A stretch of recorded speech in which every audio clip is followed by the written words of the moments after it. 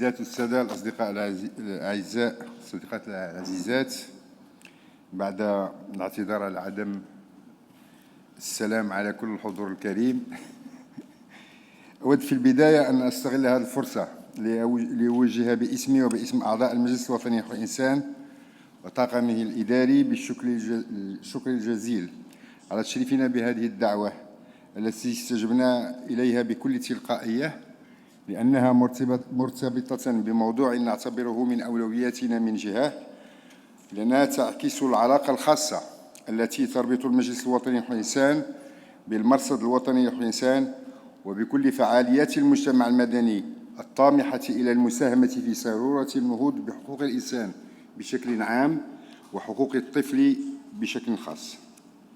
سيدات السادة، إننا نريد أن نتحدث بشكل مباشر في هذا اللقاء عن تقييمنا ورؤيتنا فيما يتعلق بأجندة التنمية لما بعد 2015، وهذا ليس رغبة منا في التميز بقدر ما هي الحاجة والضرورة الظرفية، نعم الحاجة والرغبة في التحسيس بشكل يكاد يكون اندفاعيا بإشكالية هاتين الفئتين على المستوى الحقوقي من جهة، والوقوف على دور المؤسسات الوطنية لحقوق الإنسان في حماية حقوقهما والنهوض بها في إطار أجندة ما بعد 2015 من جهة ثانية. وكما تعلمون، فعندما نتحدث عن الدور فنحن ضمنيا نتحدث عن تعاقدات والتزامات وواجبات تجاه هاتين الفئتين الأطفال والشباب. سيدات السادة، إن سنة 2015 مهمة ليس فقط بالنسبة للمنطقتين العربية والإفريقية بل العالم أجمع.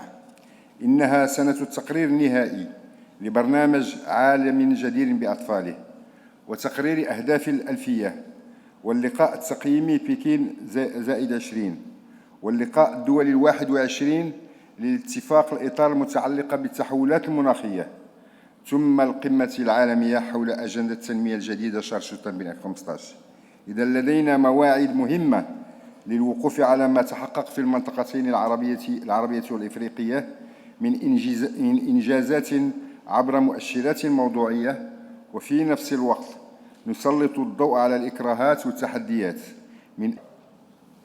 بالنسبة للتطلعات، فإن المجلس الوطني لحقوق الإنسان يرى بأنه لا مناص من مأسسة مشاركة هاتين الفئتين في بلورة المشاريع والبرامج والسياسات العمومية وإنجازها وتقييمها، وببلورة منظومات حمائية مندمجة من خلال مقاربة نسقية تنصهر فيها المبادرات القطاعية وتأخذ بعين الاعتبار وضعية الفئات الأكثر هشاشة من فتيات وأطفال وشباب في وضعية إعاقة وأطفال لاجئين إلى آخره.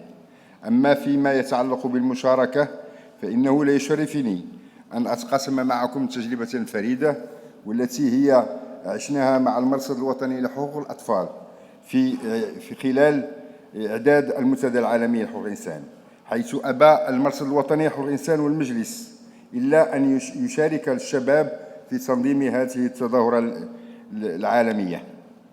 وإني لا أستغل هذه الفرصة لأحيي مرة أخرى هؤلاء الشباب على روح المسؤولية التي أبانوا عنها، وقد عكست هذه المشاركة بشكل جلي مدى درجة النضج الذي وصل إليه شباب المنطقة، الذي كان بمثابة أحد أعمدة المنتدى، ولعمري لأنهم لعبوا دورا رياديا في التنظيم وفي سير أشغال هذا اللقاء الدولي.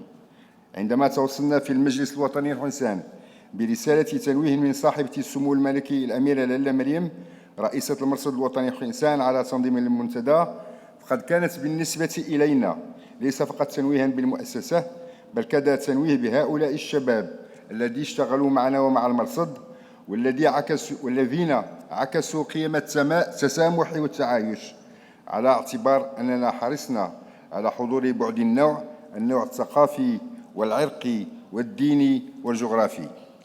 إنهم لم يكونوا مغاربة فقط بل كذلك من دول إفريقيا جنوب الصحراء، وهذا الهدف هو جزء لا يتجزأ من أحد أهدافنا الاستراتيجية المتمثل في المساهمة في جعل الدول العربية والإفريقية تسرع وتيرة بناء علاقة جديدة بالمنظومة الحقوقية الكونية تتجاوز علاقة استهلاك مبادئ ومواثيق ومقاربات ومصطلحات لتتحول إلى علاقة مبنية. السيد أمين الرابطة المحمدية للعلماء وعضو المرصد الوطني لحقوق الطفل بين قوسين، السيدة النائبة الأولى لرئيسة المرصد الوطني لحقوق الطفل، السيدة مديرة العلاقات بين المجتمع المدني ومنظمة الأمم المتحدة بنيويورك، السيد ممثل لجنة الأمم المتحدة لحقوق الطفل، السيد منسق المشاورات العالمية ما بعد 2015 العالم الذي نريده، السيدة رئيسة مجلس الشباب العربي للتنمية المتكاملة، السيد ممثل الشباب الإفريقي. الحضور الكريم، أود في البداية أن أؤكد عن اعتزاز المرصد الوطني لحقوق الطفل الذي يتشرف بالرئاسة الفعلية لصاحبة السمو الملكي الأميرة الجليلة مريم بتنظيم هذا اللقاء الذي يشارك فيه أعضاء لجنة الأمم المتحدة المكلفة بإعداد أهداف التنمية لما بعد 2015 وشباب وأطفال وجمعيات من العالم العربي والإفريقي وأطباء ومحامون ونساء ورجال القانون ومناضلات ومناضلون وخبراء وطنيون ودوليون وفنانون ورياضيون وشباب قدماء برلمان الطفل أيضا. ويسعدني كثيرا أن أرحب بكم شاكرا استجابتكم للدعوة التي وجهت لكم للمشاركة في هذا الاجتماع الذي نظمه تحت الرعاية السامية لصاحب الجلالة الملك محمد السادس نصره الله وأيده في إطار توجيهاته السامية في هذا المجال. حضرات السيدات والسادة، يمثل هذا الملتقى الذي ينظم ببلادنا والمرصد الوطني لحقوق الطفل يحتفل بالذكرى العشرين لتأسيسه مناسبة هامة قبل انعقاد، خصوصا أنه ينعقد قبل القمة العالمية المتعلقة بأجندة التنمية لما بعد 2015 في سبتمبر المقبل، وهو مناسبة من شأنها أن تتيح للمشاركين مناقشة المسودة ما قبل الأولية لإعلان القمة العالمي ودور المجتمع المدني في المساهمة في متابعة تنفيذ هذه الأجندة في إطار يستجيب لانتظارات العالم الإفريقي والعربي. وينعقد هذا اللقاء في ظل المشاورة بدءا بملتقى شباب من أجل حقوق الطفل بطنجة، ومن أهم هذه المشاورات بالأخص الندوات الموضوعاتية التي تم تنظيمها ضمن فعاليات الدورة الثانية للمنتدى العالمي لحقوق الإنسان الذي انعقد ببلادنا بمدينة مراكش خلال نوفمبر 2014، والتي عرفت هذه المشاورات التي عرفت مشاركة العديد من الفاعلين الجمعويين والشباب والأطفال على الصعيد العالمي عموما. أيها الشباب، أيها السيدات والسادة، إن مشاركتكم في هذا العمل اليوم خلال هذا الاجتماع وخلال لقاء الغد سيمكن في عمله لا ريب من التوصل إلى التوصيات الهامة والنهائية التي تمكن في سياق المفاوضات الدولية والأنشطة الإقليمية الجارية حاليا بين منظمات المجتمع المدني والمناضلين على الصعيد العالمي، يمكن أن تساهم في تعزيز الخيارات التي سيتم اعتمادها في مؤتمر القمة العالمي. ونتمنى من هذا الجمع المبارك أن يمكننا من التأكيد معا على ضرورة أن تتضمن المسودة ما قبل الأولية حول الأجندة الإنمائية أهدافاً طموحة تساهم في تحويل العالم الذي نعيش فيه نحو تحقيق الأفضل وعلى أسس مستدامة. كما نتطلع أن يدعو المشاركون هنا في هذا اللقاء إلى تعزيز الالتزام العالمي بوضع خطة عمل تمكن من تأمين الرخاء للشعوب وتعزيز السلم العالمي والحريات، وإعطاء الأولويات للتدابير والبرامج الهادفة إلى القضاء على الفقر وتأمين كوكب الأرض للأجيال القادمة ولأطفال اليوم. ومن المبادئ الأخرى الهامة التي ينبغي أن نوجه انشغالنا في هذا الملتقى أذكر على خصوص: أولاً، إعادة تأكيد قوة اتصال جميع الأهداف الإنمائية الجديدة بجميع حقوق الإنسان كما جاء في الرسالة الملكية السامية، والحماية من كافة أشغال التمييز بين الجنسين ومن الممارسات الضارة بما فيها الزواج المبكر أو القسري وختان الفتيات، فضلاً على مختلف أشكال الاعتداء الجنسي والاستغلال والتمييز والعنف ضد الفتيات، والتي يتعين وضع التدابير والآليات الكفيلة بمكافحتها بفعالية. أيها السيدات والسادة، يجب أن يؤكد هذا الملتقى على انشغالنا بضرورة ضمان المساواة في الولوج إلى المعرفة والتكنولوجيات الابتكارية من خلال الاستجابة لاحتياجات جميع الأطفال، بمن فيهم الأطفال من الفئات الضعيفة والمهمشة، وتأمين تكافؤ الفرص لجميع الأطفال والشباب في الوصول إلى الأنشطة الثقافية والفنية، فضلاً عن الأنشطة الرياضية، وتخصيص الموارد البشرية والمالية اللازمة لذلك. كما يجب أن يتيح هذا الملتقى فرصة لتأكيد الحاجة إلى تجديد أهداف خاصة بالأطفال والشباب من الفئة العمرية من 16 إلى 23 سنة، بما في ذلك الأهداف المتعلقة بالأمن الإنساني وبالنهوض بصحتهم البدنية والعقلية وبالصحة الإنجابية. ومن الضروري أن يتناول هذا الملتقى المحور المتعلق بتجديد الالتزام العالمي بتعزيز الشراكة من أجل التنمية المستدامة من خلال الدعم الدولي للبلدان النامية وتعزيز بناء القدرات في هذه البلدان، ومن بينها البلدان الإفريقية، لدعم التنفيذ الوطني لجميع أهداف خطط التنمية ما بعد 2015.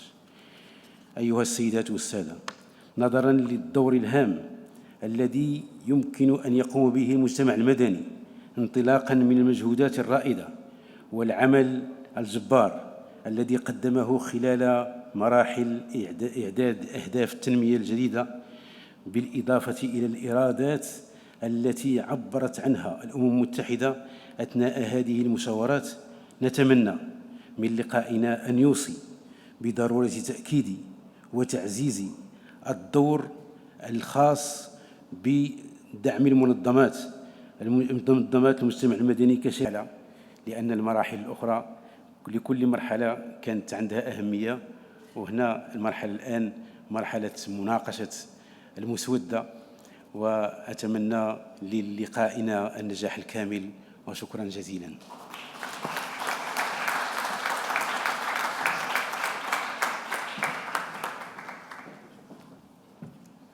شكرا. أيها الحضور الكريم، وقبل متابعة الكلمات أتشرف بإخباركم أن لجنة الصياغة المكلفة بإعداد توصيات هذا اللقاء تتكون من الأستاذ عبد الكبير طبيح، الأستاذ حاتم قطران، الأستاذة مشيرة أبو الغالي، الأستاذ مصطفى بكري، والأستاذ نجيب صومعي، وستتكلف بجمع توصيات واقتراحات الجميع. والآن أدعو السيدة سوزان ألزنر، مديرة التعاون بين المجتمع المدني والأمم المتحدة بنيويورك، فلتتفضل مشكورة.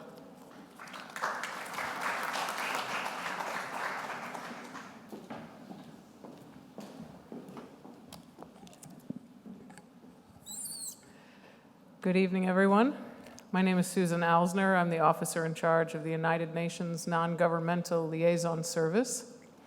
We are the office that helps NGOs to engage with the United Nations. That's a two-way dynamic. We help the NGOs to understand the UN. We help the UN to understand the NGOs. Before I go further, I would like to thank His Majesty the King Mohamed VI and Her Royal Highness Princess Lalla Meryem for the honor to be here in Morocco today with my colleagues from the UN, the Millennium Campaign, and the UN Population Fund, also known as UNFPA. We're very grateful for being hosted here in this amazing country, and we have a wonderful honor to help celebrate the 20th anniversary of ONDA. Thank you very much to Dr. Danielle and Laina, and also to Najib. The hospitality they extend to us is extraordinary. We never feel more welcome in a country than we do when we come to Morocco. We're lucky to have been here now twice, and we hope that we will continue to be able to come and work together for a long time. So non-governmental liaison service, the most important word in that long name is service, and how they will be introduced, how they will be financed, how the follow-up and review of those goals will work. So we've been working together with many other UN agencies to ensure that civil society had a strong voice in this project, and through the journey we were honored to meet ONDA as part of the work. But I'm sure you could imagine what an immense challenge it would be to hear from NGOs all over the world what their desires would be for this new agenda.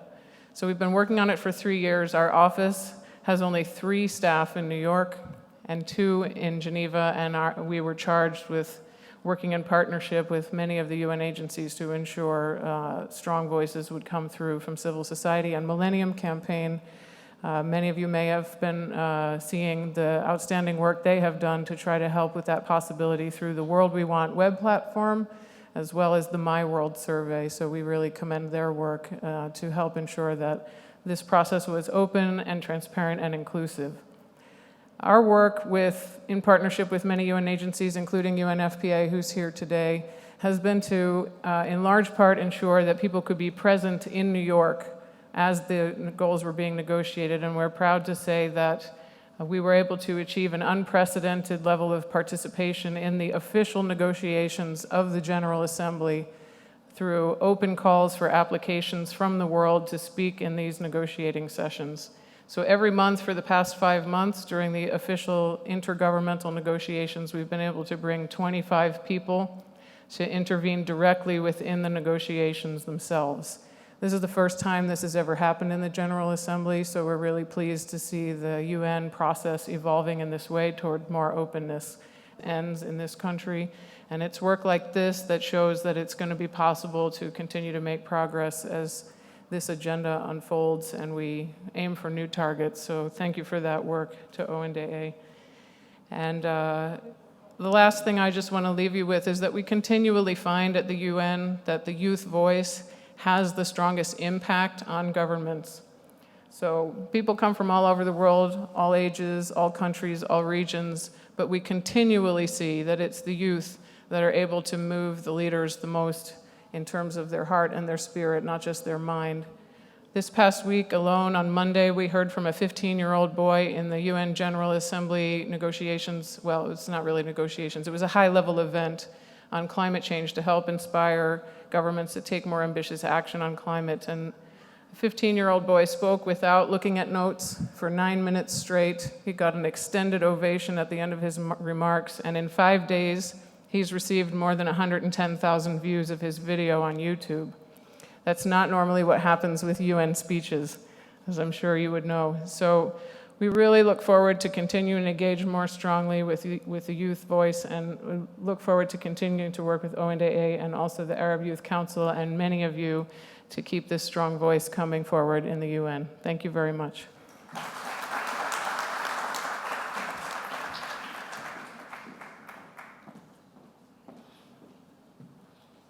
Thank you.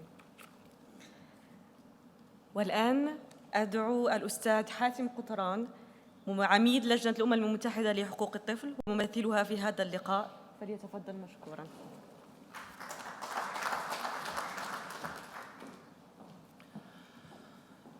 حضرات السيدات والسادة أصدقائي الأعزاء، يسعدني أن أشارككم في فعاليات هذا الملتقى الإقليمي الفريد من نوعه حول الأطفال والشباب في أجندة التنمية لما بعد سنة 2015. ونحن نجتمع في هذا الشهر الفضيل، شهر الصيام، لعلنا نؤكد أنه كذلك شهر العمل وشهر لاستشراف آفاق، بنداء من منظمة الأمم المتحدة في إطار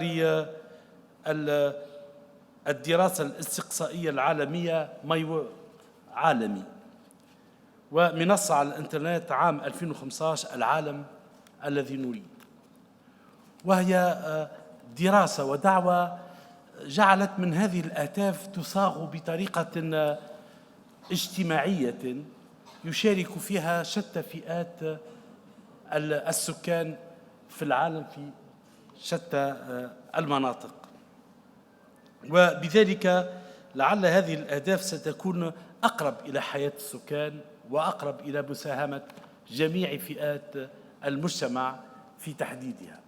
ومن حسن الطالع أيضاً أن المرصد الوطني لحقوق الطفل ساهم بشكل فعال كما بين ذلك مديره في أثناء استعراض الخطوات التي قام بها من أجل تحديد هذه الأهداف والمشاركة في صياغتها في شتى المجالات. ولعلنا نذكر، وكان السيد رئيس المجلس الوطني لحقوق الإنسان قد ذكر بفعاليات الدورة الثانية للمنتدى العالمي لحقوق الإنسان، حيث خصص المرصد الوطني لحقوق الطفل جزءاً من منتدى الأطفال للحديث منذ 10 أشهر كذلك حول قضية الأطفال والشباب في أجندة التنمية لما بعد 2015.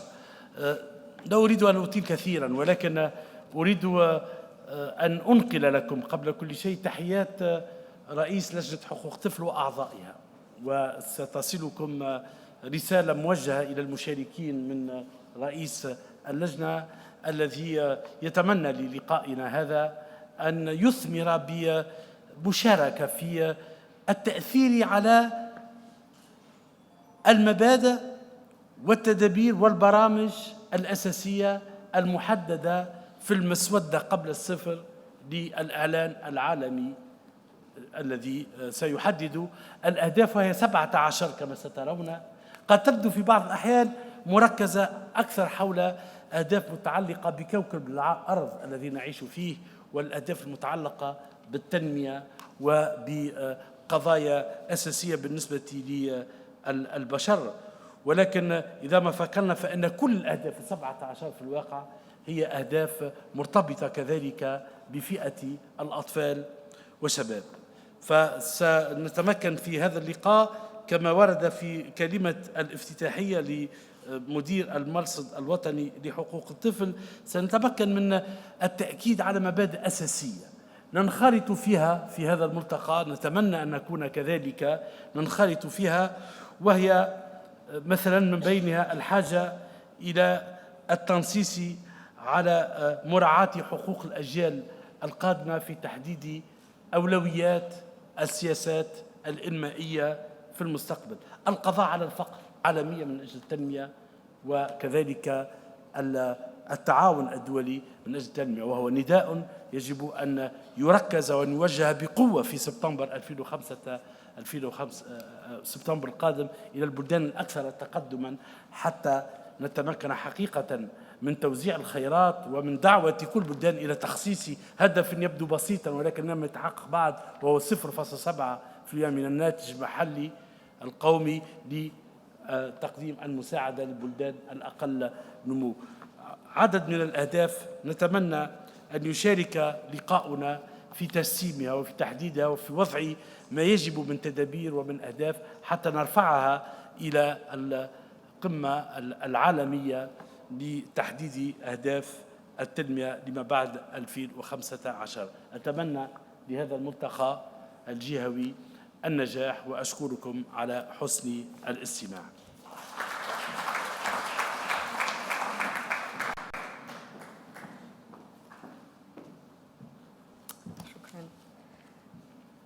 والآن أدعو الأستاذة والسيدة مشيرة بلغالي رئيسة مجلس الشباب العربي للتنمية، فلتتفضل مشكورة.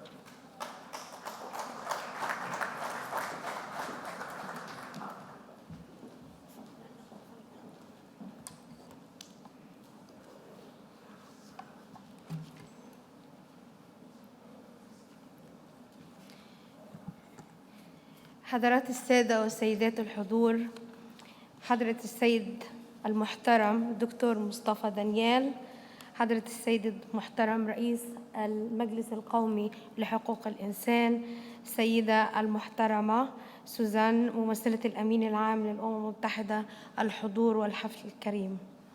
اسمحوا لي بداية أن أتقدم بخالص التهاني للمرصد الوطني لحقوق الطفل بمناسبة مرور 20 عاماً على تأسيس هذا الصرح العظيم برئاسة صاحبة السمو الملكي الأميرة الجليلة مريم، الذي قام بالعديد من الإنجازات والمهام دعمت الطفل والشاب المغربي بمنتهى القوة والالتزام. اسمحوا لي بداية أن أتقدم بخالص الشكر والعربية دعمهم مادياً من أجل التعليم، تنظيم قوافل صحية بالمناطق النائية بالدول العربية وتوفير الدواء، تعميق العلاقة بين الشباب العربي وتاريخه ولغته وتراثه، تحقيق التكامل الاقتصادي بين الشباب العربي ودعمهم اقتصادياً لتأسيس مشروعات متناهية الصغر وصغيرة، تأصيل الحوار والعلاقة بين الشباب العربي والشباب بالعالم، عقد المؤتمرات والملتقيات الإقليمية والدولية لمناقشة القضايا الشبابية والعمل على المساهمة في تفعيل توصياتها. الحضور الكريم، أسس مجلس الشباب العربي للتنمية المتكاملة بهيكلة متنوعة، جمعية عمومية ومجلس إدارة ومكتب تنفيذي يضم 22 دولة عربية، لجان متخصصة في مجال التعليم والأنشطة والمشروعات والاقتصاد والبيئة والسياحة والعلاقات الخارجية والتعاون الدولي والعلاقات العربية الإفريقية والثقافة والتدريب والتنمية البشرية. وقد حرصنا أثناء التأسيس على المساواة، حيث يمثل كل دولة بالمكتب التنفيذي شاب وشابة، وبهذا دفعنا الكثير من الفتيات إلى المشاركة وتمثيل دولهم وأيضاً رئاسة اللجان المتخصصة. وأستطيع أن أدعي أن مجلس الشباب العربي للتنمية المتكاملة الذي يبلغ عمره الآن 14 عاماً أصبح أكبر وأقوى منظمة شبابية بالدول العربية، بحكم ما حققه من إنجازات وانخراط وتواصل بين الشباب بكل دولة عربية، وذلك من خلال 19 مكتب وفرع بالدول العربية قمنا من خلالها بدعم الشباب بكافة المجالات: التعليم والصحة والأزمات والاقتصاد والتدريب والسياحة التاريخية والمؤتمرات الدولية والتدريب. فقد قام المجلس بحزمة إنجازات في مجال التعليم بالمنح الدراسية بالجامعات العربية بالسعودية ومصر والأردن، بدعم الشباب بالمرحلة العمرية من 16 إلى 23 سنة بدعم الغير قادرين على الدراسة. قام المجلس بفتح 20 فصل لمحو الأمية 2009 2011 و2013. يشارك المجلس بكافة فعاليات الجامعة العربية كممثل للشباب بشكل رسمي.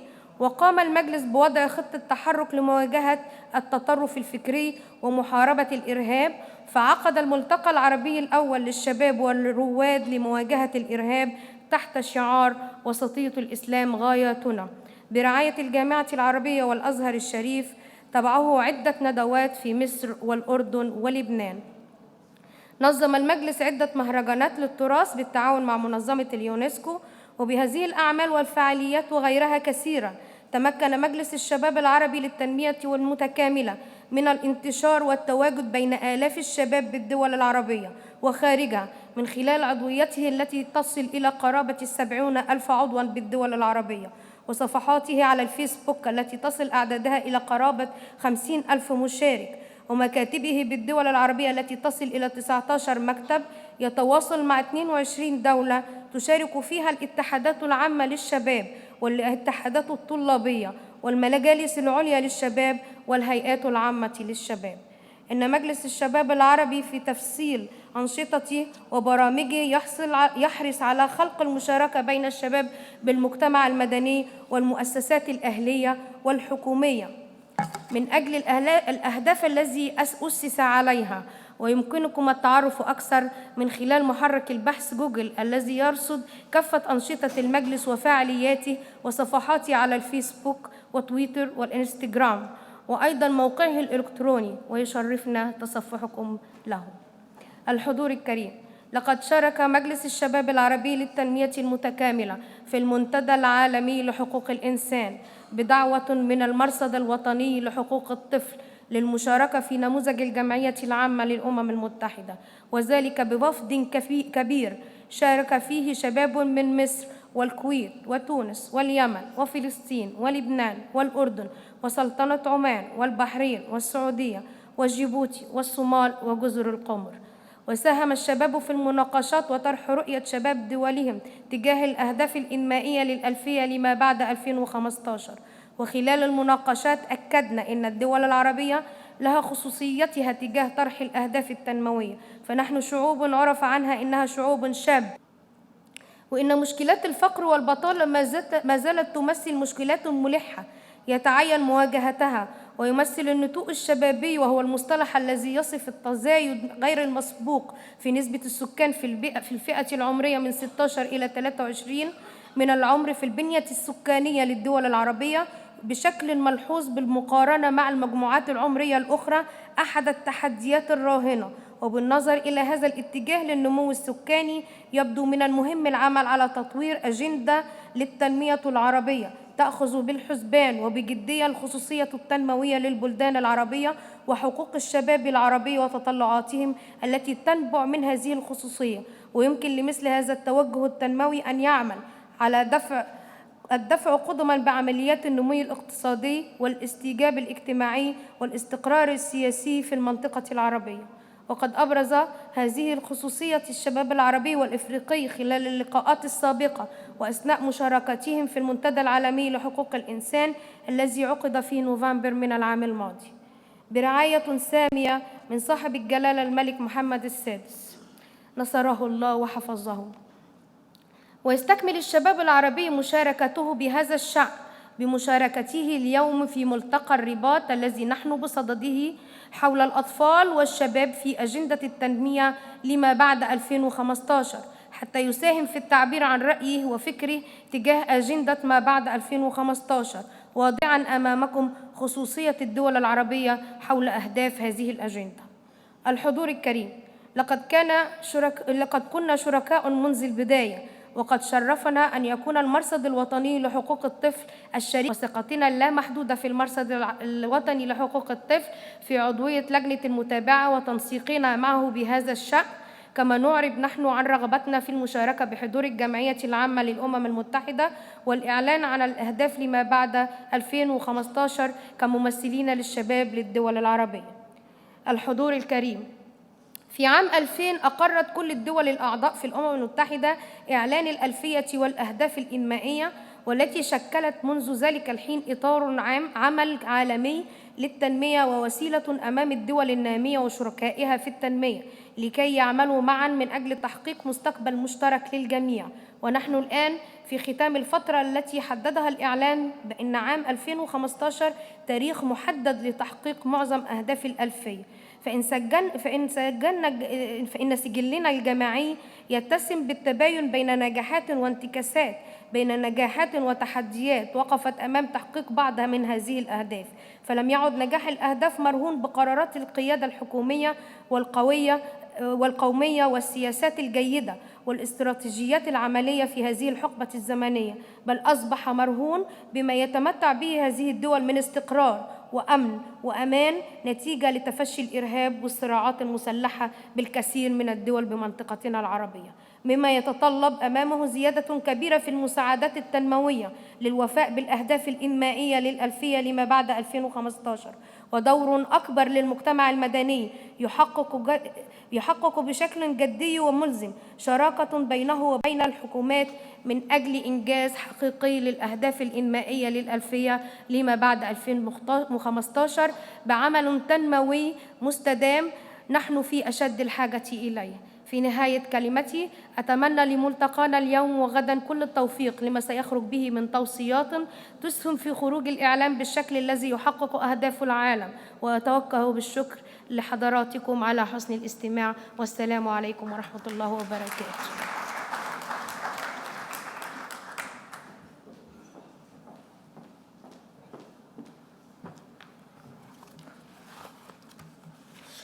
شكراً. والآن أدعو الأستاذ مصطفى بكري من جزر القمر لإلقاء كلمة باسم مبادرة سفراء أهداف الألفية للتنمية بإفريقيا. وشكراً.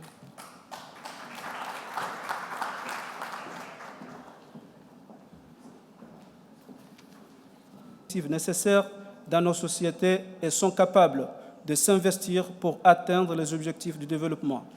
L'utilisation de la sagesse, le réseau à l'ambition de ces jeunes dirigeants nous permettra de faire avancer les initiatives qui favorisent la réalisation des objectifs de développement des Nations Unies. De plus, nous ne pouvons pas espérer voir un réel changement à moins que chaque jeune personne sait ce qui est fait dans un effort pour changer positivement la vie de chacun et de nos communautés locales. L'initiative du millénaire pour le développement des jeunes habilitait les jeunes leaders à combler et faciliter l'émergence du monde sans frontières afin que tous les jeunes aient le droit à l'accès au savoir, la bonne santé mentale et la meilleure forme de sécurité humaine. Mesdames et messieurs, l'Afrique doit se développer tout en faisant confiance aux jeunes. Un État sans hommes forts et un État sans fondement, nous devons investir dans nos jeunes de façon positive, investir dans l'éducation, créer de l'emploi, assurer l'autonomisation et investir dans l'agriculture. Aujourd'hui, dans la plupart des pays africains, au lieu de fournir ces investissements, nous ne voyons que des conflits partout. Nos jeunes sont souvent les premières victimes dans les champs de bataille. Certains d'autres vivent dans la pauvreté et l'instabilité économique. On doit investir dans nos enfants et les jeunes, pas dans les armes. Notant les progrès relatifs lents réalisés par les pays africains dans les objectifs du millénaire et reconnaissant les défis de capacité et de la désactivement des conditions initiales prélevant dans un certain nombre de pays, nous devons nous mettre d'accord à l'unanimité que l'agenda de développement post-2015 devrait mettre l'accent sur une croissance économique inclusive et la transformation structurelle. Donner la priorité à l'équité, à l'inclusion sociale et mesurer les progrès accomplis en termes de disponibilité et de qualité de la présentation de services. Donner le plus développement et le soutien des pays africains et de féliciter les enfants et jeunes marocains pour le positionnement civilisé du Maroc dans le processus de l'élaboration de l'agenda de développement post-2015. Permettez-moi de remercier chaleureusement Son Altesse Royale, la Princesse Lalla Meryem, présidente de l'Observatoire national des droits de l'enfant, pour son engagement continu à la défense des valeurs universelles des droits de l'enfant et de sa volonté de soutien le processus d'élaboration des objectifs de développement durable en harmonie avec la responsabilité que nous avons envers les enfants. Je vous remercie.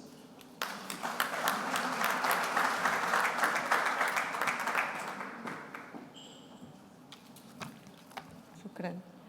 حضرات سيداتي والسادة، بعد كلمات الافتتاح أدعو السيد خوان إلياس الشبلي منسق الحملة الألفية للأمم المتحدة لعرض المجهوزات المنجزة على الصعيد الدولي والإقليمي والوطني منذ سنة 2013 في إطار إعداد مشروع أهداف التنمية لما بعد 2015.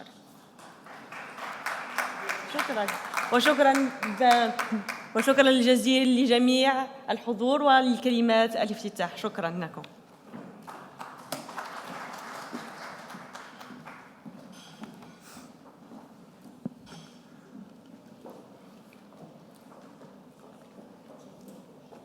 Docteur Daniel, There you are. Congratulations, it's been 20 years. Wow, fantastic.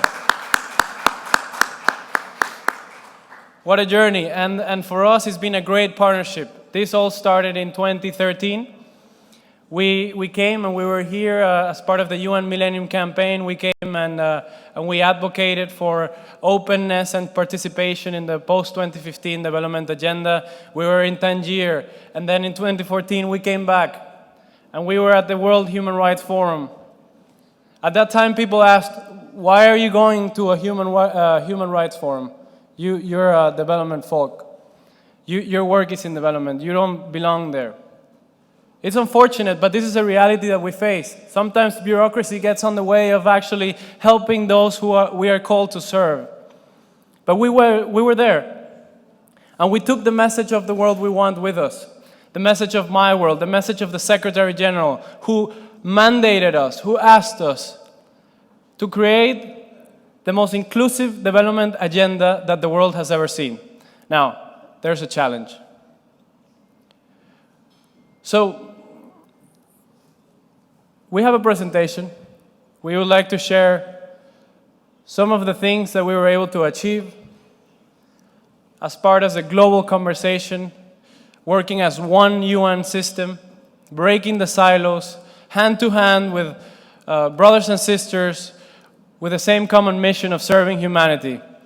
We did this with UNFPA, present here. We did this with NGLS, present here, but also with UNDP, UNICEF, and all of the agencies under the UN Development Group umbrella. And we were able to launch 2 platforms, the My World Survey, which I hope you have participated in. If you haven't, I'll have a word with you after this. No, I'm kidding.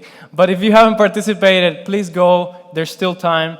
And then a second platform, which is the World We Want, 2015.org, which served as an open forum for civil society to voice their concerns, to voice their solutions of what this new agenda should really be.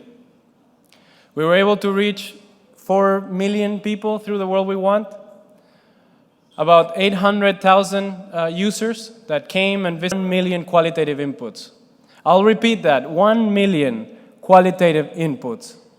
I make an emphasis in this because it's a massive wealth of information. A doctoral dissertation, a PhD dissertation will require an average of 20 qualitative inputs. So this platform belongs to you. It's for you to participate in it. It's for you to cherish. It's for you to take it forward. It's a joint venture between the UN and civil society all over the world. Over 200 organizations are represented at the World We Want. And the doors, like I said, are open. They're open to you, they're open to you, they're open to the children, and hopefully to the children of your children. Because in the words of our Assistant Secretary General Thomas Gass, the way that the UN system does its work has changed forever. Citizen participation and social inclusion have changed the UN forever. And let's make sure that when the new goals come up, that we get behind them. Not to make a lot of noise and celebrate. There's a lot of work to do. There's 15 years ahead of us. We should get together to make sure that our governments are held to accountable. It's an ambitious agenda. We have agreed on the what needs to be done, but we haven't yet agreed on how to get there. It's really important. In the next coming weeks, in Addis Ababa, we'll have the 3rd International Conference for Financing for Development. In this conference, we have seen to find a way to invest more on making peace than making war. If we as humanity get together and we realize that we can reroute only 5% of the global military spending, we could actually pay for the SDGs from here to 2030 and achieve a world free of poverty, free of discrimination and exclusion, and we can achieve a world where we have replaced fossil fuels with renewable energy. Basically, we could achieve the world that we want. So with that message, I leave you.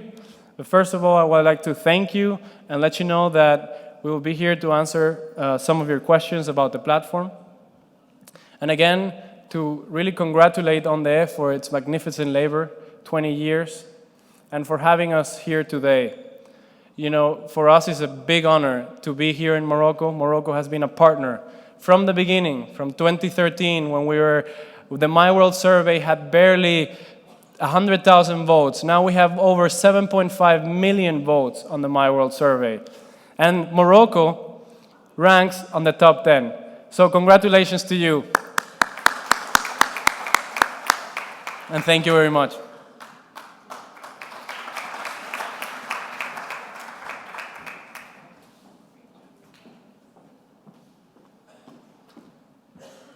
Thank you. والآن أدعو السيدة سوزان ألزنر لتقديم مشروع إعلان القمة العالمية حول أجندة التنمية لما بعد عام 2015 المسودة الأولى. فلتتفضل مشكورة.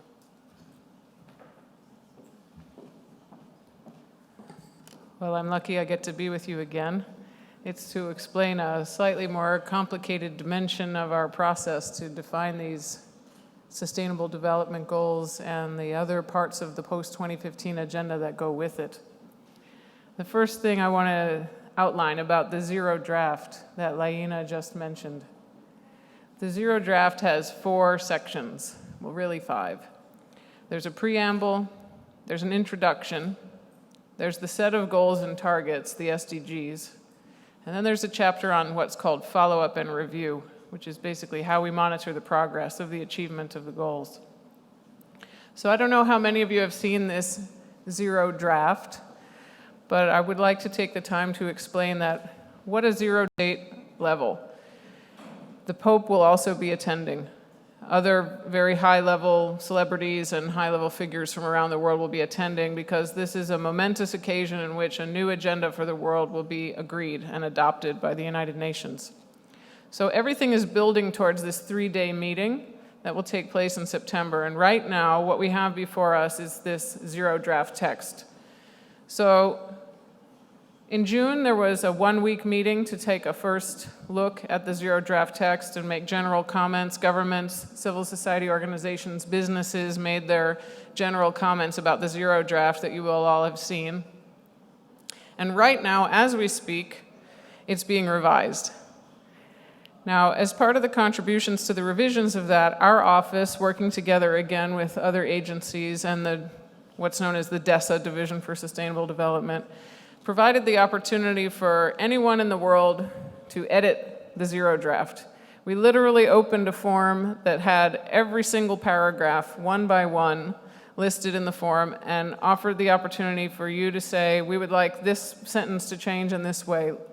Provide your edits. The compilation document of the inputs from around the world on the proposed edits to the zero draft were 524 pages of edits. So it's quite a lot for the UN to digest, for the co-facilitators and the Division for Sustainable Development to digest, but they are doing it. They're doing this work right now. What we can anticipate is that a revision of the zero draft will come out in a week or 2, and then at the end of July, there will be a 2-week negotiating session where all the governments will go through the text and try to agree a common position. I don't know if they'll achieve that in 2 weeks. The negotiations could potentially continue through August, but what we do know is that they have to agree something by September 25th. Now here's where you come in. There is still time to influence this text, and I'm here to help encourage you and inspire you, I hope, to take a look at this text. A new revision will be coming out soon, but even in it's not going to fundamentally change. So you'll see some alterations, but the heart and soul of the document is expected to stay somewhat intact. You have an opportunity now to contact your governments from all across the Arab region, across the African continent, and make your views known to those. The text may seem to you, if you like it to be more ambitious than what you see right now, there's another phase coming up, and this isn't quite totally underway yet, but I want to put it on your radar, so to speak, and that is the definition of the indicators for the goals and targets. An initial discussion has taken place with what's known as the Interagency and Expert Group on Sustainable Development Goals Indicators, which primarily involves the national statistical offices of all of the governments, as well as an interagency working group of all the UN agencies who are quite invested on what these indicators will be composed of. So, for example, I know UNFPA is very focused on the indicators, so is the Office of the High Commissioner of Human Rights, UNDP, UNICEF, UN Women. Others have all been contributing their expertise to these indicators as well. That process will go on through probably late next spring, and then we will have the complete package finally. So these are your opportunities to influence this. We just are here to answer your questions on how to engage. If it's not clear to you, that's our job, and we're happy to support, and we look forward to that discussion. Thank you very much.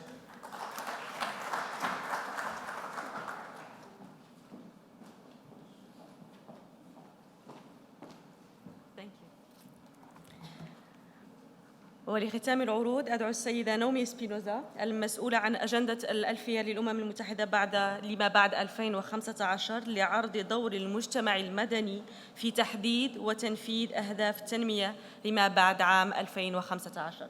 لتتفضل مشكورة.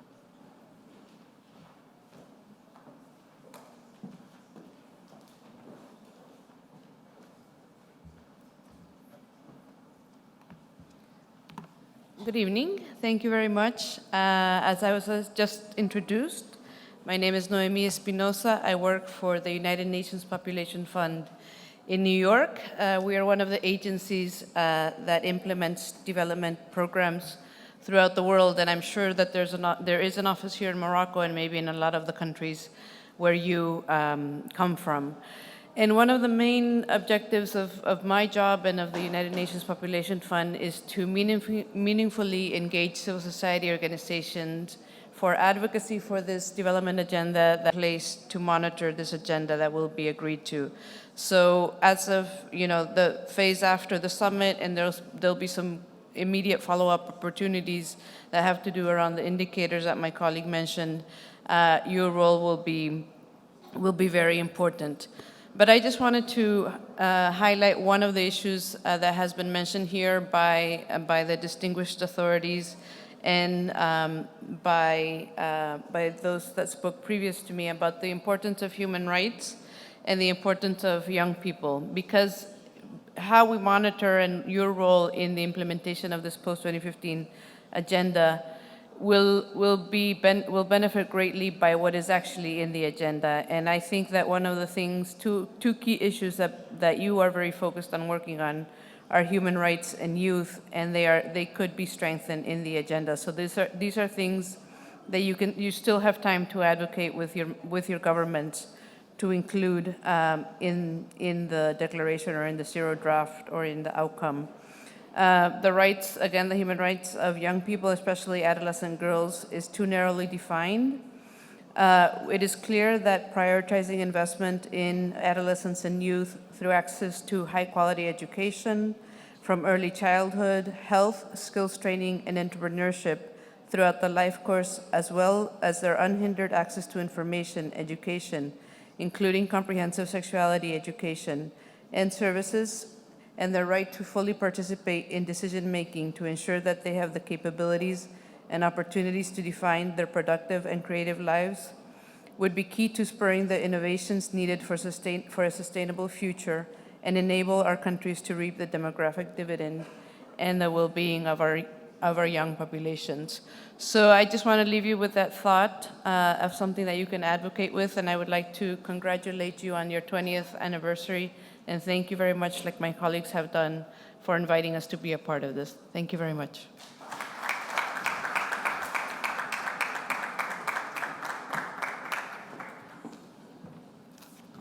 شكراً.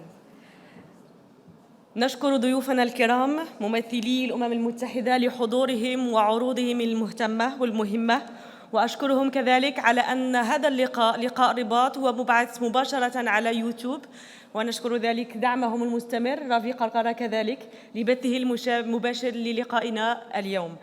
Faire des remarques par rapport à ce document numéro 0, donc ce premier draft, par rapport à la société civile. Quelle est la procédure? C'est-à-dire comment envoyer nos remarques, quelle procédure et comment ça sera, ces remarques, comment ils seront prises en considération. Et merci.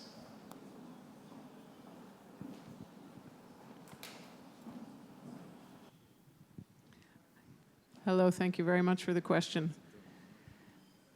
As I mentioned, there's a revision going on right now of the 0 draft, so the next juncture in which you could provide feedback to the United Nations itself will be after the next revision comes out, at which point I anticipate that we will open another form where you can provide your views. We do it using Google Forms on purpose because it enables translation into 40+ languages.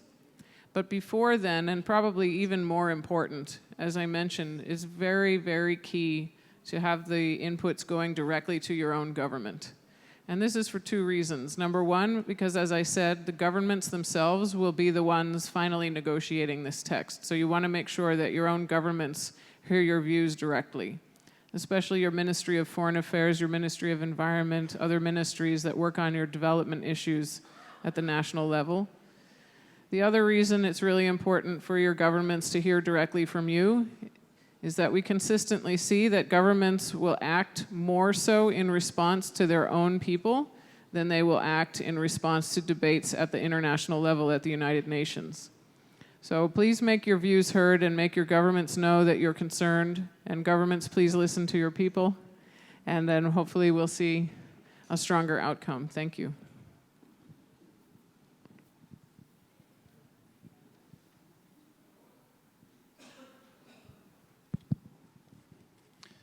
Hello, this is Amin Madawi. I'm from the CAPE, the Children Parliament alumni. And I have one question about the document and the goals that are defined by the UN and the youth for the next post-2015 objectives. And my question is the implementation of these objectives. Are there any projects which are already inspired when they see the goals to initiate projects themselves? So the idea is that the world, this is an agenda for the world to help guide activity, but it's really up to all of us to enact that activity. Do you want to add anything? Okay, thank you.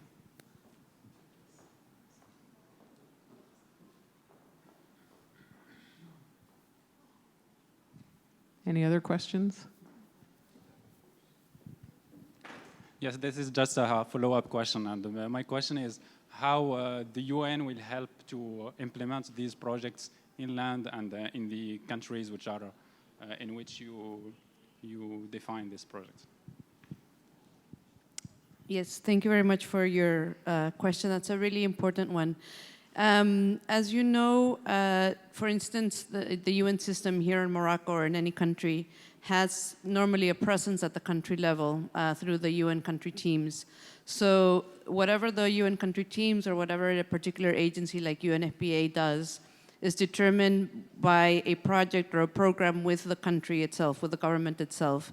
But that is based in the international agreements that that government comes to at the United Nations. So the idea is that the Sustainable Development Goals will eventually be translated into country-level policies and programs that then the UN country teams would help implement. And again, with civil society as implementing partners, but also with civil society as mechanisms to hold governments accountable and even the UN accountable to respect those international agreements. Thank you.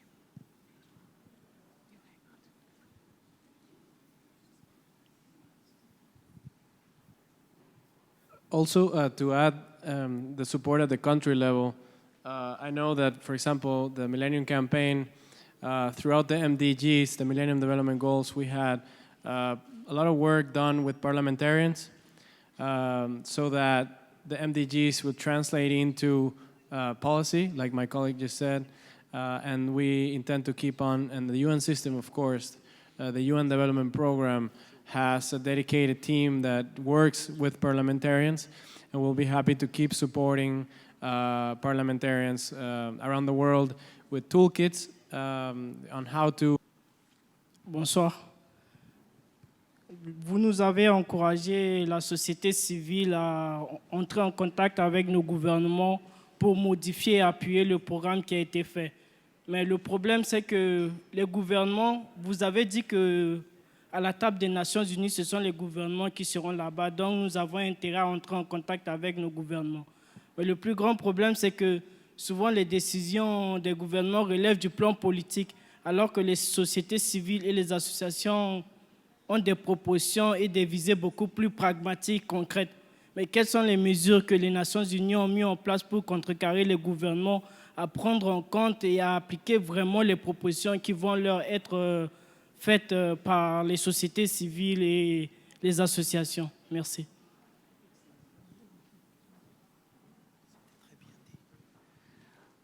Well, part of the way the UN is working on that is, first of all, to acculturate. Maybe that's a strange word to use, but we're trying to shift the government's receptiveness to engaging with civil society, even in the UN, first of all. So it's one way in which we set an example that governments should be engaging with civil society. And part of the challenge is, over the many years, sometimes civil society organizations have not used that space that constructively. I've been witness to it. Sometimes they come in and the engagement is not that helpful. This year, we spent a lot of time creating space for civil society organizations to engage with each other, to cooperate with each other, to prepare with each other before they engaged with the governments. And we worked with a multi-agency cooperation to try to help the civil society organizations to understand the UN system and the manner in which their engagement could be the most constructive. What happened as a result is that the governments have opened up, and we've been able to maintain the space in the formal UN General Assembly negotiations, which were previously completely closed to civil society before this year. I want to really underline this. Before this year, official UN General Assembly negotiations were not open to civil society. And this year, we were able to put 25 people in front of the full General Assembly each month to engage about this tech. You can choose 6 priorities out of 16, and you have an optional 17 options where you can write something in if you don't find your priorities, or if you want to reinforce one that you already chose. So 17 priorities had the My World survey. 17 SDGs we're looking here in the Zero draft. So I wouldn't call that a coincidence. The work has been exhaustive in the sense of reminding governments that millions of citizens now own this agenda, and that's going to be key. And a way to influence the debate was feeding timely reports.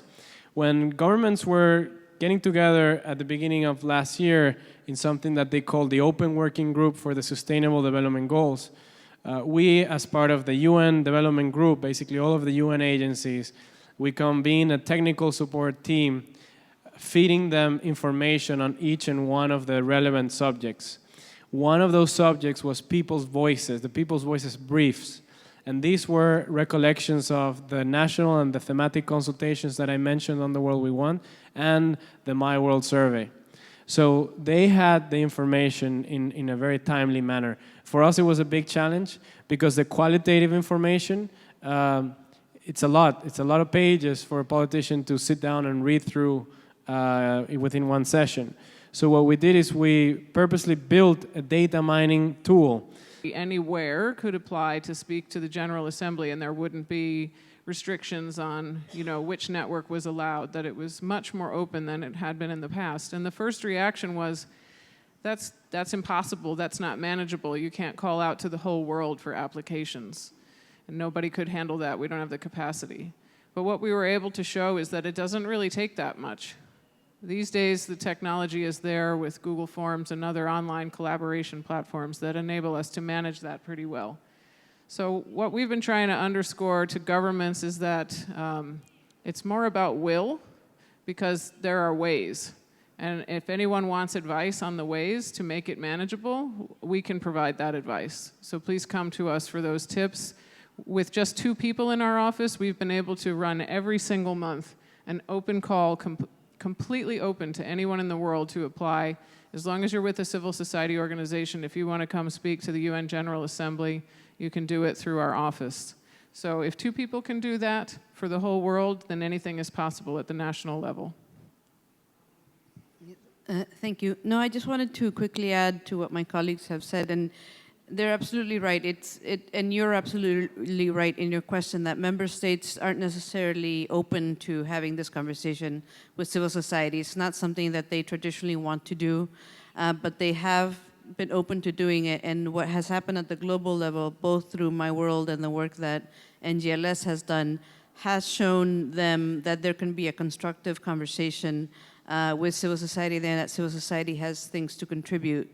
So at the country level, actually, when we're talking again about the implementation, what's going to happen after this agenda is adopted, for the first time in the history of the UN, some of the language in the outcomes of how that implementation is going to be done explicitly calls for consultations with civil society, for the inclusion of civil society in the measurement of how governments are implementing the agenda. So those are things that you need to take advantage of. And I would also at the country level very strongly encourage you to approach the UN country teams, because they have the responsibility to facilitate those dialogues between government and civil society and young people and others. And for instance, UNFPA has done it when we did the review of the International Conference on Population and Development that we concluded in 2014. We had national level consultations that included civil society. So again, تهم هذه الفئة من الشباب، وهل من توصيات لتكريس هذه الاختيارات ديال الأمم المتحدة لإدماج هؤلاء في المجتمعات، خاصة المجتمعات العربية والإسلامية؟ وشكرا.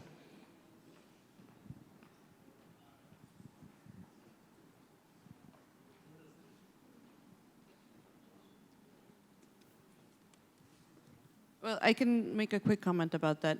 One of the taglines or the quotes that follows the new agenda is "Leave no one behind." And one of the big differences between this Sustainable Development Agenda or this post-2015 development agenda and the Millennium Development Goals is that there's a commitment to measure. The Millennium Development Goals measured the average implementation of things. So ending poverty just meant as long as the average, quota, an average percentage was reached, then that country could say that they ended poverty. The post-2015 is very concerned about making sure that the most marginalized and the poorest so then it has a very strong emphasis on equality, which means again, leave no one behind, so that is not a mistake that is repeated, because that is a mistake. You can't leave some populations that deserve special attention. So. To pick up on that point, Assistant Secretary General of the Department for Economic and Social Affairs, Mr. Thomas Goss, recently said in a meeting that he believes that the measure of this agenda should be, has anyone been left behind?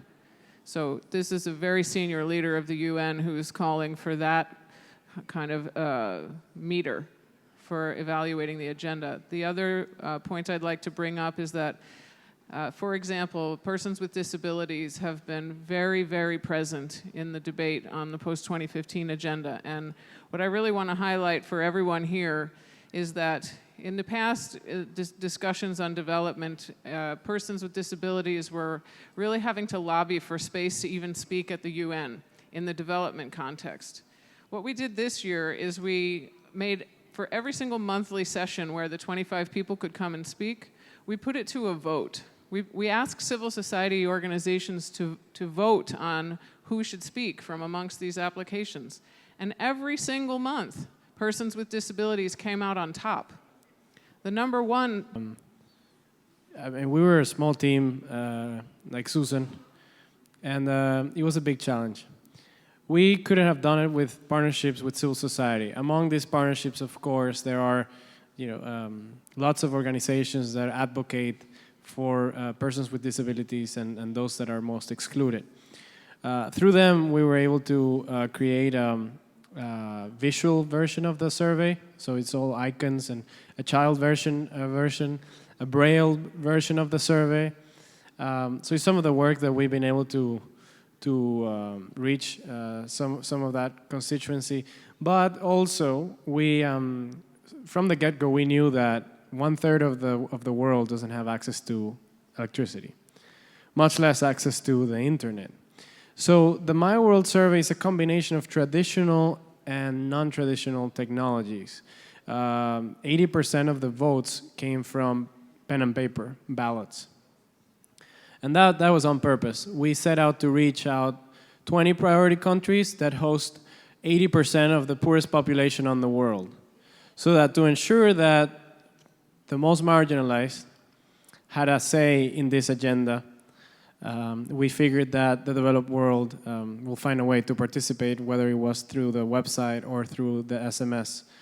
So we found out that a combination of partnerships at all levels, the UN cannot do this alone, and a combination of modern and traditional technologies.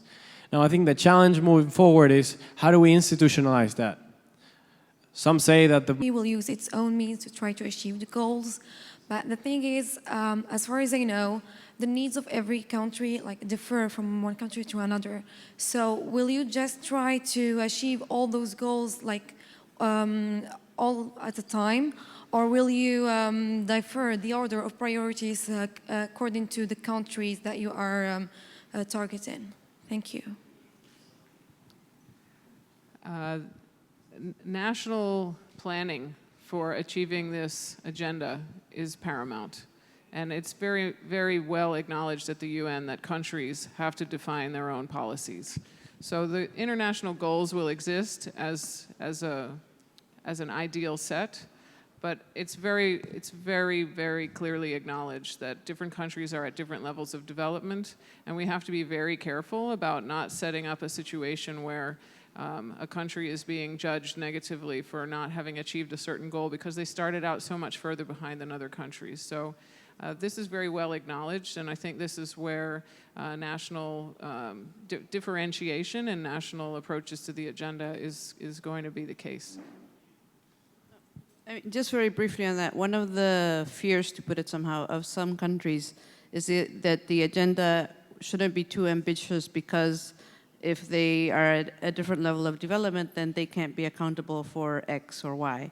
But that's exactly the argument. The idea is that this will provide a framework wherein hopefully as development and human rights are advanced, then eventually you will, be able to report on those different things that maybe right now you're not able to. But it's better to have an ambitious agenda that, that serves as a framework for everybody globally, and then as countries move forward, then they can adapt accordingly.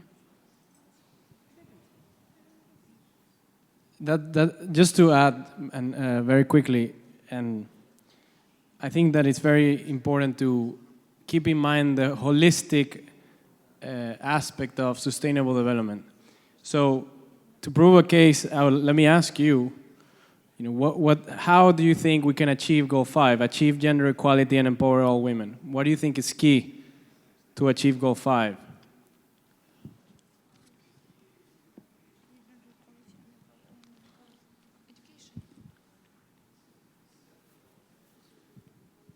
Something, for example, that we all have to work together if we are to achieve it. It's time for people around the world to understand that we are in this same boat. We're one global family. I know it may sound cliche, but if we don't start to think that way, unfortunately, we might not be here to tell what the circumstances and the effects of thinking the way we do might be. So I hope that answers your question. Just to pick up on one big concern that many countries have about the fact that there are 17 goals. And I heard one comment today from someone who was saying, it's too many goals, we can't achieve them all, so we'll have to pick which ones we prioritize. I think that it will be very important for a mindfulness of all 17, so that as you're working on any one with a certain branch of government or a certain NGO, that you're mindful of the whole set. It's not that much to read and to try to internalize, and so to start to understand the interconnected nature of this agenda is very important. And I think what we could celebrate, no matter what the thinking is on the politics, a huge accomplishment by all governments of the world in this process is to finally recognize and encode that social, environmental, and economic dimensions of society are interlinked. And at its root, the fact that we've gotten there in 2015 is a significant achievement. So first of all, I would like to thank you for your presentations. They were rich, interesting, and they included all what we need to hear. So today I'm not going to talk as a worldwide citizen. I will leave apart the globalization, and I will talk as an Arabic citizen. Now, and actually the first concern of all the Arab word is, the Arabic word is how to face this worst human crisis that we are living now. Since now the Arab world is facing, the more time passes, the more our brothers and sisters die, and we are living now in fear, and we are horrified of what's going on. It seems like the Arab Spring consequences. All the governments are gathered there all the time. If we can bring these core messages through again and again and again and repeat them, then hopefully this awareness will grow. And like Juan was saying earlier, reducing the focus on military spending, paying attention to issues around occupation. I don't know if you've seen, there was quite extensive debate at the UN about occupation in the Financing for Development agenda. Just these last 2 weeks, there was a lot of discussion with Palestine about referencing the Financing for Development outcome document. At the end of the day, you're talking to people who are working in an institution where a lot of the work is about language, and so that might seem too abstract or obtuse or, not fast enough because they're negotiating text all the time, but there are a lot of people there who are acutely aware of the critical nature of this. I mean, you bring an inescapable point, which is the ability of the UN to fulfill its mandate at every single juncture or unfortunate situation where, brothers and sisters turn to arms against each other.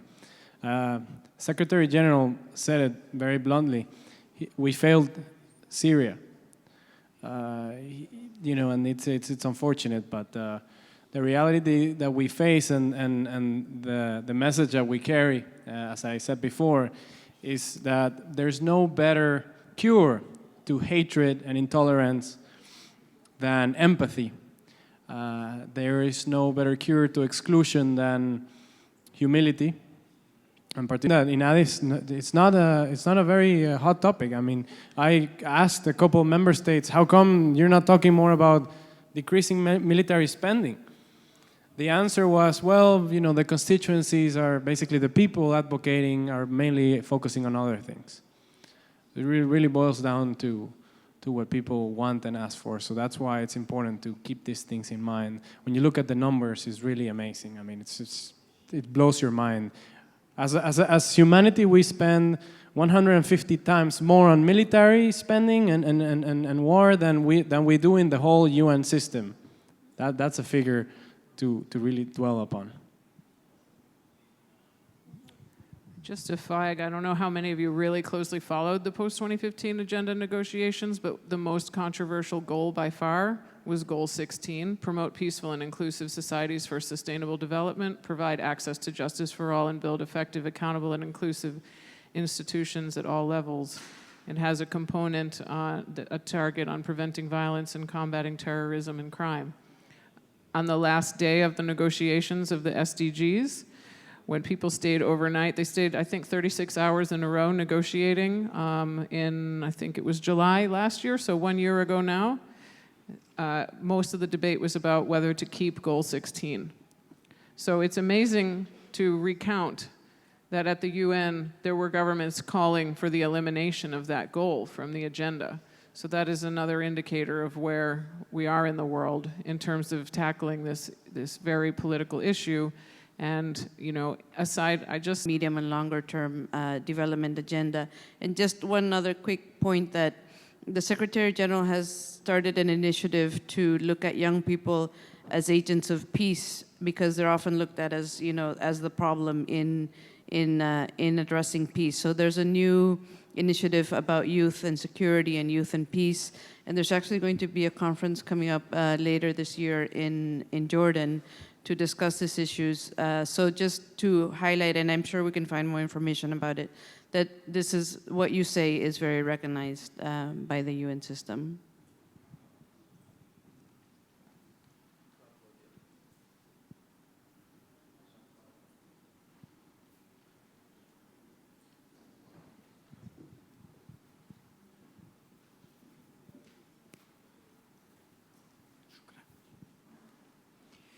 Alors, merci beaucoup pour vos réponses, vos interventions. Si vous le permettez, je vais quand même rebondir quant à certaines questions, à partir desquelles il me semble que la problématique est beaucoup plus complexe que ce qu'on peut exposer.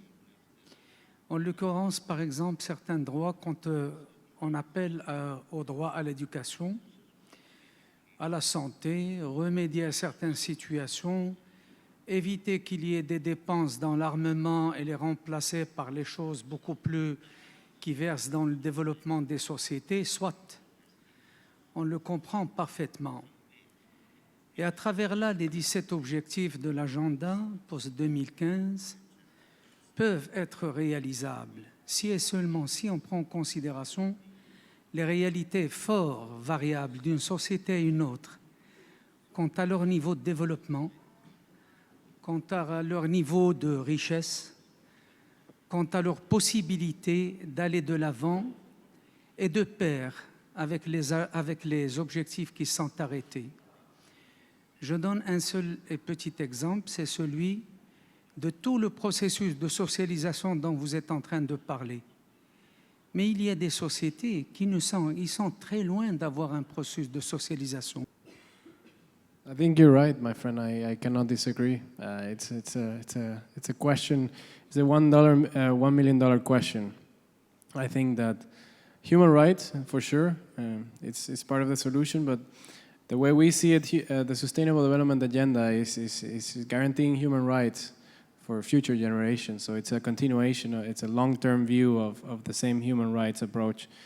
I think the UPR, the mechanism for follow-up and review of the human rights mechanism is key. I think that we have to be tough with crimes against humanity, that's for sure. You know, saving or rerouting military spending into development doesn't necessarily mean having a blind eye towards atrocities that happen in the world. Like the Secretary General said, we failed Syria, and this is not acceptable, period. Now, you know, do we have the solution for all of the conflicts that arise in the world? I think that if we talk about, like I said, empathy, when we talk about reconciliation, for example, these are attitudes, values that are core to what we do at the UN, consensus building. But participation is really also key. When you think about it, people turn to violence when they run out of options. They try to have a better life or to participate or they're simply excluded. They're not given a chance to thrive, to realize their own potential.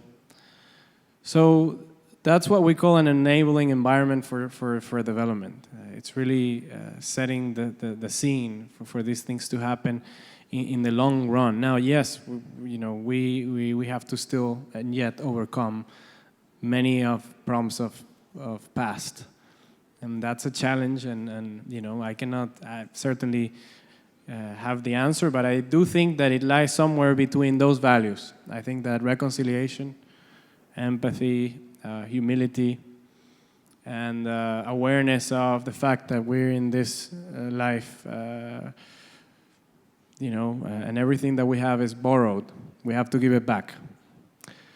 So You know, again, like Susan said, if there's something I could wish away, it would be war and violence. But fortunately, it's a reality that we have to face. But permettez. Alors, j'ai bien entendu ce que vous avez dit, mais si vous le permettez, de mon point de vue, l'action de l'agenda post-2015, je suppose que repose fondamentalement sur la raison. Et que la raison se définit à partir de 3 capacités. La capacité de mémoriser le passé et d'en tirer leçon. Est-ce qu'on en a tiré leçon? La capacité de rationaliser le présent. Est-ce qu'on le rationalise? Et la capacité de se projeter dans l'avenir. Est-ce qu'on se projette dans l'avenir? Les 3 capacités, heureusement ou malheureusement, importent peu. Les 3 capacités sont cumulatives et non alternatives. Je ne sais pas ce que vous en pensez. Merci.